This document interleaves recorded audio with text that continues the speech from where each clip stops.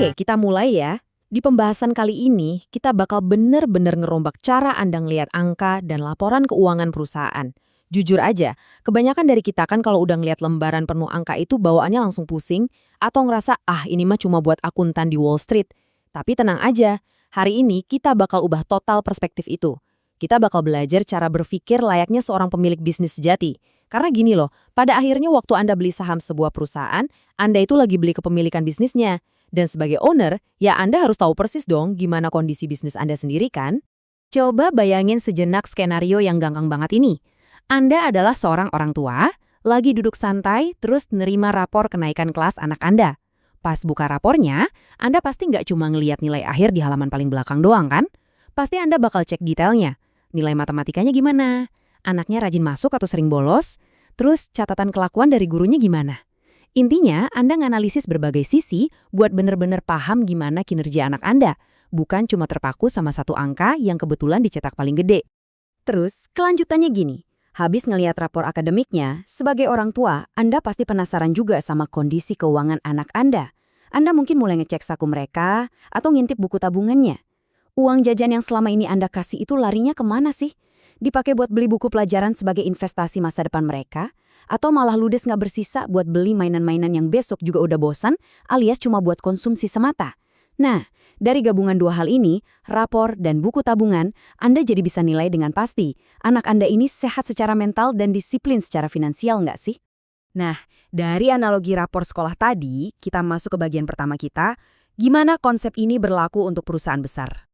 Prinsip evaluasi orang tua yang barusan kita bahas itu sebetulnya adalah fondasi yang sama persis dalam dunia investasi. Kita nggak butuh rumus matematika rumit. Kita cuma butuh logika seorang owner yang peduli sama bisnisnya. Laporan keuangan perusahaan itu, pada intinya, ya cuma rapor dan buku tabungan yang digabung jadi satu dokumen resmi. Dokumen ini bakal nyeritain semuanya ke Anda. Lembar demi lembar bakal ngebongkar apakah perusahaan ini pinter jualan dan efisien, atau jangan-jangan manajemennya cuma jago ngehambur-hamburin duit Anda. Baca laporan ini tuh cara paling logis buat mastiin perusahaan Anda bukan murid yang males dan boros.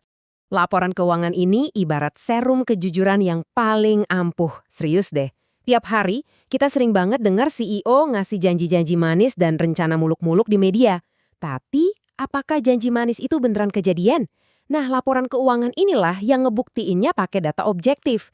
Inilah instrumen transparansi paling jujur yang belak-belakan nunjukin apakah omongan manajemen itu beneran berujung jadi duit real yang masuk ke kantong perusahaan atau cuma angin lalu.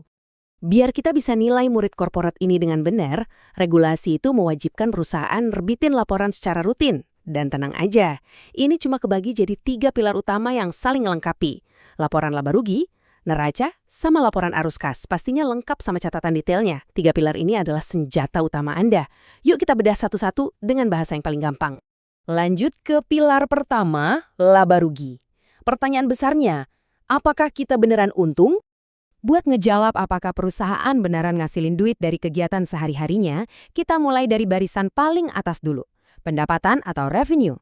Konsepnya simpel banget. Ini tuh total duit tunai yang kekumpul waktu perusahaan berhasil jual barang atau jasanya.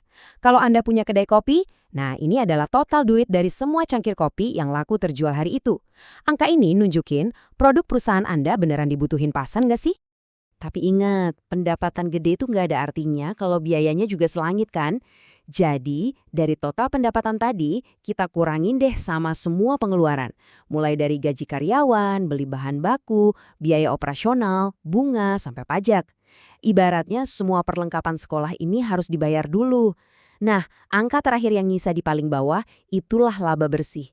Inilah duit sungguhan yang akhirnya jadi hak milik para pemegang saham. Sebagai seorang pemilik bisnis, target Anda itu jelas banget. Anda pasti nyari perusahaan yang angka laba bersihnya nggak cuma positif, tapi konsisten naik terus tiap tahun. Pertumbuhan laba bersih yang stabil ini jadi bukti nyata banget kalau perusahaan lagi dipegang sama murid yang super disiplin, yang tahu persis gimana cara ningkatin penjualan sekaligus ngerem pengeluaran. Itulah nilai A+ buat rapor mereka. Oke, masuk ke pilar kedua, neraca. Sebenarnya, apa aja sih harta yang benar-benar kita punya? Kalau laba rugi tadi ngomongin soal apa yang dihasilkan, nah neraca ini ngomongin soal posisi perusahaan saat ini. Ibarat di ronsen, kita jadi tahu apa sih yang sah jadi milik kita, dan kita ini ngutang ke siapa aja. Bagian paling krusial di neraca buat Anda sebagai investor itu namanya ekuitas. Ekuitas ini adalah kekayaan sejati Anda. Ini tuh modal bersih yang murni milik perusahaan setelah semua aset atau hartanya dipotong sama semua utangnya. Makin gede ekuitasnya, ya berarti makin kaya nilai internal perusahaan itu. Di sisi sebaliknya, kita ketemu sama liabilitas. Ini cuma istilah keren akuntansi buat utang. Isinya mencakup semua kewajiban yang ujung-ujungnya harus dilunasin sama perusahaan ke pihak luar, bisa utang bank, utang ke supplier, atau obligasi. Punya utang itu nggak selalu jelek loh, banyak bisnis butuh utang buat ekspansi. Tapi pertanyaannya cuma satu, utangnya itu terkendali nggak? Rumus perusahaan sehat tuh gampang banget sebenarnya. Sama kayak anak yang pintar ngatur uang jajan, murid korporat yang jagoan bakal terus naikin ekuitas mereka sendiri, tapi barengan sama itu, jumlah utangnya tetap dijaga ketat. Kalau utangnya sampai jauh lebih gede daripada ekuitasnya, wah itu ibarat bom waktu yang kapan aja bisa meledak. Kita sampai di pilar ketiga, yang jadi favorit banyak orang, laporan arus kas. Ini dia bukti uang nyatanya. Laporan arus kas ini adalah reality check yang paling dalam buat pemilik bisnis.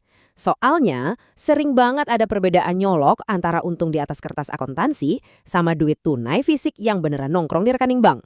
Kadang, perusahaan bisa nyatat untung fantastis di laba rugi karena barangnya udah laku, tapi pelanggannya pada ngutang dan belum bayar. Jadi, di kertas kelihatannya kaya raya, tapi pas dicek, rekening banknya kosong melompong.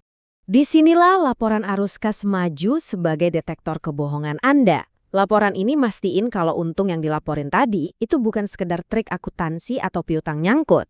Arus kas ini nunjukin 100% pergerakan uang tunai yang nyata. Duitnya masuk dari mana, keluarnya kemana. Laba bersih itu emang penting, tapi arus kas yang positif itu ibarat nafas kehidupan buat perusahaannya. Bagian terakhir nih, gimana ngebedain investor cerdas sama spekulan? Jadi, gimana caranya kita yang punya mindset pemilik bisnis ini misahin diri dari orang-orang yang cuma ikutan tebak-tebakan pasar? Kita balik lagi ke analogi uang jajan tadi. Cuma dengan ngecek laporan keuangan, kita bisa lihat arah duit perusahaan. Apakah manajemen pakai duitnya buat investasi masa depan? Kayak bangun pabrik, riset teknologi baru, alias beli buku pelajaran? Atau malah dibuang buat konsumsi nggak penting dan beli perusahaan lain asal-asalan, ibarat beli mainan mahal yang besok udah rusak? Nah, dengan nguasain dokumen-dokumen yang sebetulnya simple ini, Anda tuh dapat semacam kekuatan super finansial. Anda bisa nyium bau-bau masalah dari bisnis yang mulai goyah, jauh sebelum beritanya viral di media. Dan asiknya lagi, Anda bisa nemuin harta karun, perusahaan hebat yang fundamentalnya kuat, jauh sebelum pasar sadar dan harganya keburu terbang. Pada akhirnya, ngeluangin sedikit waktu buat belajar baca dokumen ini tuh sama sekali bukan tugas yang nyiksa. Tapi ini investasi langsung buat diri Anda sendiri. Bisa baca laporan keuangan itu skill dasar yang bakal ngubah Anda dari seorang spekulan buta yang cuma ngandelin keberuntungan, jadi investor super cerdas yang benar-benar paham nilai bisnis yang sesungguhnya. Jadi, sebagai penutup, saya mau ninggalin satu pertanyaan buat Anda pikirin terus sepanjang perjalanan investasi Anda ke depan. Kalau Anda udah tahu cara ngecek rapor dan ngintip buku tabungannya, masa iya Anda masih mau nyerahin duit hasil keringat Anda ke murid yang males dan hobi boros? Mulai sekarang, yuk baca rapor perusahaan Anda. Terima kasih banyak udah nyimak penjelasan ini dan sampai ketemu di pembahasan seru kita yang selanjutnya.